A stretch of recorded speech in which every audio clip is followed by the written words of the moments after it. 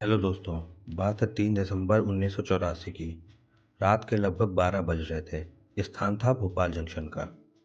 Bhopal station पर superintendent HS. भुर्वे और उनके साथी डिप्टी सुपरिटेंडेंट गुलाम दस्तगीर रोज की तरह अपना काम कर रहे थे। इस समय सारा शहर नींद की चादर ओढ़े एक सुनहरे भविष्य देखने की कोशिश कर रहा था। तभी रात को 1 बजे के करीब गोरखपुर बॉम्बे एक्सप्रेस भोपाल जंक्शन पर पहुंचती है। दस्तगीर उसी समय किसी काम से अपने केबिन से बाहर निकलते हैं।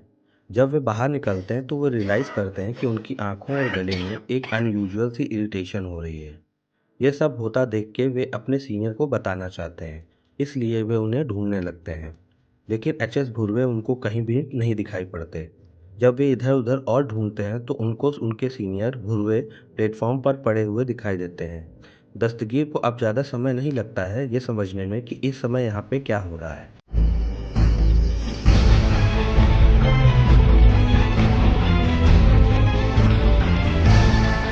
असल में बात यह है कि इस भोपाल जंक्शन से करीब 1 किलोमीटर दूर यूनियन कार्बाइड की फैक्ट्री थी, जहाँ कीटनाशक बनाने का काम होता था।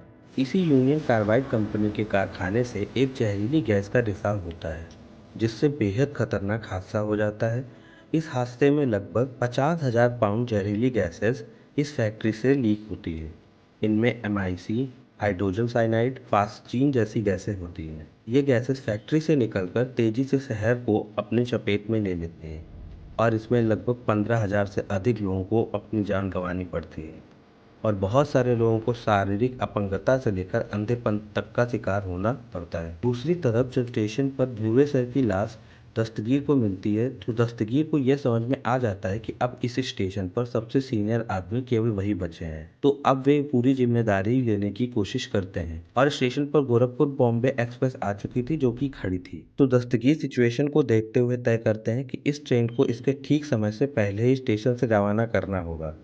शेड्यूल के हिसाब से इस ट्रेन को अभी लगभग 20 मिनट और स्टेशन पर खड़ा होना था, लेकिन दस्तगीर नहीं चाहते कि इस स्टेशन में बैठे पैसेंजर्स को बाहर फैली इन गैसेस से कोई प्रॉब्लम हो, इसलिए वे अपना प्रोटोकॉल तोड़कर एक्सप्रेस को रवाना कर देते हैं। वहीं रात के समय जब यह हादसा होता है तो ज़्यादातर लोग अपने घरों में सो रहे थे। लोगों को जब सांस लेने में तकलीफ होने लगी, वे लोग शहर से दूर जाने की कोशिश करने लगे। जिन लोगों के पास अपनी गाड़ियाँ थी, वे अपनी गाड़ियाँ लेकर शहर से दूर जाने लगे और जिनके पास अपनी गाड़ियाँ नहीं थी, वे स्टेशन की तरफ जाने लगे क्योंकि वहाँ से वे आसानी से किसी ट्रेन से दूर जा सकते थे और भोपाल जंक्शन पर धीरे-धीरे भीड़ लगती जा रही थी। किसी को नहीं पता था क्या किया जाए। बस ये लोग खाँस रहे थे और या फिर उल्टियाँ कर रहे थे। ये सब देखकर दस्तगीर अपनी तरफ से जितना हो सकता था वह सब कर रहे थे। वे वो जिनकी मदद कर सकते थे उन सब की मदद कर रहे थे। वे आसपास के स्टेशन पर एक इमरजेंसी कॉल देते हैं जिसकी वजह से 4 एम्बुलेंस, पैरामेडिक्स और रेलवे डॉक्टर्स भी लोगों को मदद करने आ जाते हैं। इन सब के बावजूद इस जहरीली गैस से बचना बहुत मुश्किल था। वहीं दूसरी तरफ सबसे बड़ी प्रॉब्लम ये थी, ना तो रेलवे डॉक्टर्स और ना ही हॉस्पिटल्स को पता था कि यहाँ क्या हो रहा है। उन्होंने इस तरह के सिम्टम्स पहले कभी भी नहीं देखे थे। उन्हें बिल्कुल भी नहीं पता था कि लोगों को क्या बीमारी हो रखी है और उसका सटीक इलाज क्या है। हॉस्पिटल्स में बहुत कम समय में हज़ारों लोगों की भीड़ इकट्ठा होती जा रही थी। ये सब देखते हुए डॉक्टर्स को यूनियन कार्बाइड की तरफ शक होता है। वे इसकी जानकारी लेने के लिए यूनियन कार्बाइड में कॉल करते हैं, लेकिन यूनियन कार्बाइड से हमेशा की तरह गलत इन्फॉर्मेशन ही मिलती है। इसी बीच उस समय के वहाँ के एसपी अपने कंट्रोल रूम पहुँचते हैं और वहाँ पाते हैं कि उनका सारा स्टाफ बुरी तरह से खांस रहा है और अपनी आंखें मल रहा है। उसी समय वे इस फैक्ट्री में फ़ोन कॉल लगाते हैं तो उनको रिस्पॉन्स में आंसर मिलता है, यहाँ सब ठीक है। इसकी थोड़ी देर बाद जब वे फिर से कॉल लगाते हैं तो भी आंसर वही था, सब ठीक है। लेकिन जब वे तीसरी बार कॉल लगाते हैं तो आंसर आता है कि हमें नहीं पता सर यहाँ क्या हो रहा है। वहीं दूसरी तरफ भोपाल जंक्शन पर बहुत भीड़ इकट्ठा हो गई थी। दस्तगीर लोगों की मदद कर रहे थे, पर समय बीतते बीतते उनके लिए भी मदद करना बहुत मुश्किल होता जा रहा था। गुलाम दस्तगीर उनकी पत्नी और उनके बच्चों के साथ यूनियन कार्बाइड फैक्ट्री से 3 किलोमीटर दूर उनके घर में रहते थे। पर उस दिन दस्तगीर अपने घर वालों के बारे में सोचकर अपने घर की तरफ नहीं गए, बल्कि वो अपने काम को पूजा समझकर वहीं डटे रहे और लोगों की मदद करते रहे। हॉस्पिटल में जहां डॉक्टर्स और उनकी टीम अपने लोगों को जान बचाने की कोशिश कर रहे थे, वहीं वे ये भी नहीं जानते थे कि ये बीमारी क्या है और इसे कैसे ट्रीट किया जाए। तो उन्होंने आंखों की जलन के लिए आई ड्रॉप्स और पेट की समस्याओं के लिए एंटासिड्स दे दिए, यहाँ गौर करने की बात यह है कि ये कोई पहला मामला नहीं था कि यूनियन कार्बाइड फैक्ट्री में चूक हुई हो। इस हादसे से लगभग 3 साल पहले सेम ऐसा एक और हादसा हुआ था, दिसंबर 1981 में। दिसंबर 1981 की बात है।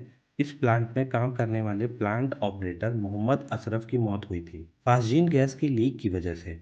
और इसके बाद कंपनी को ढेरों वार्निंग दी गई थी अलग अलग लोगों द्वारा। कई लोग तभी से कह रहे थे कि यहाँ कभी भी बड़ा हादसा हो सकता है, क्योंकि यहाँ सेफ्टी मेजर्स का कोई ध्यान नहीं दिया जाता। और यूनियन कार्बाइड द्वारा इन सब वार्निंग और सिग्नल्स को कभी ध्यान नहीं दिया जाता। इतना सब होने के बाद भी ना तो वो कभी कंपनी की तरफ से ना ही सरकारी ऑफिशियल की तरफ से उन पर कोई बड़ा एक्शन लिया जाता है। 1981 के हादसे के बाद कंपनी में 3 एक्सपर्ट की टीम अमेरिका से मई 1982 में भेज जाती है, जिनका काम था इस फैक्ट्री में सेफ्टी मेजर्स को जांचना। उन्होंने 600 से ज़्यादा हज़ार्ड्स बताए।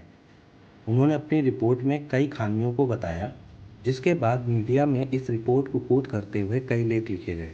लेकिन ये सब लेख राजकुमार केसवानी ने लोकल न्यूज़पेपर राजपथ में लिखे, और ये सारे लेख हादसे से 2 हफ्ते पहले ही आए थे, पर इन पर भी किसी ने ध्यान नहीं दिया। वापस लौटते हैं हॉस्पिटल्स पर। तो हॉस्पिटल पर डॉक्टर्स ने जो इलाज लोगों को दिया, उससे लोगों को राहत नहीं मिल रही थी। लोगों को जो इलाज दिया जा रहा था, उससे कोई राहत नहीं मिल रही थी। हॉस्पिटल्स में लगातार लोगों की संख्या बढ़ती जा रही थी। डॉक्टर्स को पता ही नहीं चल रहा था कि किस गैस का सबसे ज़्यादा प्रभाव लोगों पर पड़ रहा है। लेकिन जब तक डॉक्टर्स को पता चलता, तब तक सैकड़ों लोग अपनी जान गंवा चुके थे। इसी बीच पता चलता है कि साइनाइड पॉइजनिंग की वजह से ये सब हो रहा है। तो डॉक्टर साइनाइड पॉइजनिंग के लिए सोडियम थायोसल्फेट यूज़ करने का सुझाव देते हैं। तड़पते हुए पेशेंट्स की मदद करने के लिए 8 दिसंबर को German toxicologist Max Daunderer sodium thiosulphate की 50,000 डोजेज लेकर भोपाल पहुंचते हैं। और इन डोजेज से एक्चुअली पॉजिटिव रिजल्ट आने लगते हैं। लेकिन इन सब के बावजूद भोपाल के हजारों लोगों को कहीं ना कहीं इस गैस से आजीवन सफ़र करना पड़ता है। दस्तगीर इस ट्रैजिक इंसिडेंट में अपनी जान तो बचा लेते हैं, पर जीवन के आखिरी 19 साल उन्हें हॉस्पिटल में ही बिताना पड़ता है।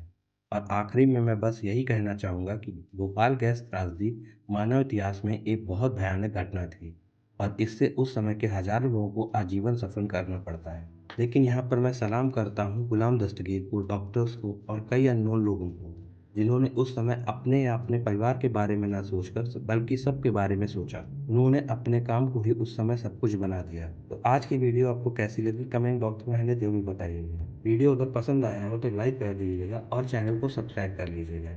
मैं यहाँ पे आपके लिए ऐसे ही वीडियो लाता रहूँगा।